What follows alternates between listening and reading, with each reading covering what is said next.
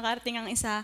Pero po ngayon ako ay maghandog po ng tanging bilang sa Panginoon na may pinamagitan pong ako'y gamitin mo.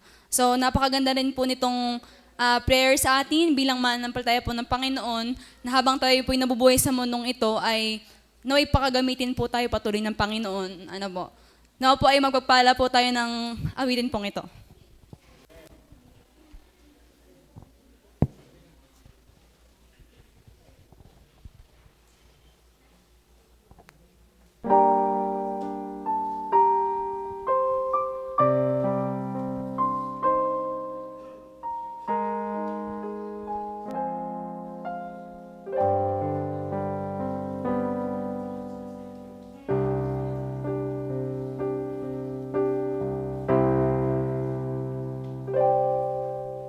Wala na ngang ibang pagkakataon na gawin ang kalooban ng Diyos kundi ngayon.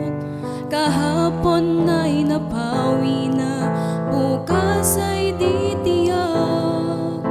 Sa buhay kong ito, ang Diyos ang may naway hindi masayang ang pagkataon at sa panawagan niya ako ay tumugon. Mayroon mang kahinaan, ngunit ito'y hindi hadlang. Ang kapangyarihan niya'y hindi magkukulang.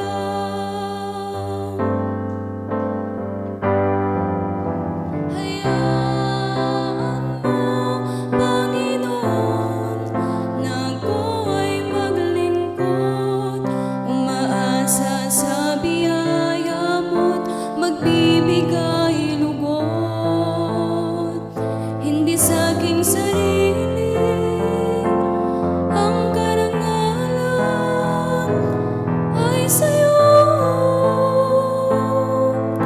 Hayaan mo, Panginoon, na ako'y gamitin mo.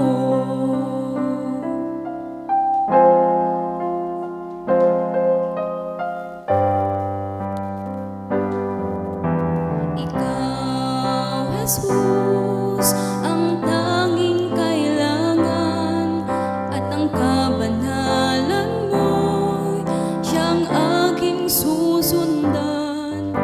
Linisin mo ang buhay ko't pagindapatin mo.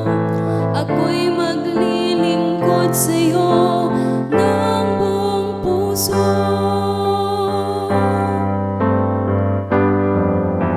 Hayaan mo, Panginoon, na ako ay maglingkod, umaasa sa biyaya mo't magbibigay lugod.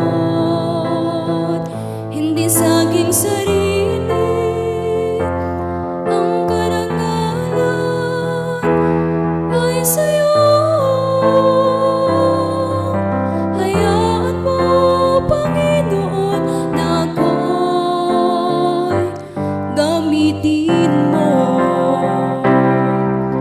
Hindi sa lakas nitong aking laman, ngunit sa kapangyarihan mong tangan. Ako'y naririto, ang buhay ko'y sidlan. Sa bawat pagpapala mo, ako'y maging kaluyan. Hayaan mo, Panginoon, na ako'y maglingkod, umaasa sa biyaya mo't magbibigay lugod. Hindi sa aking sarili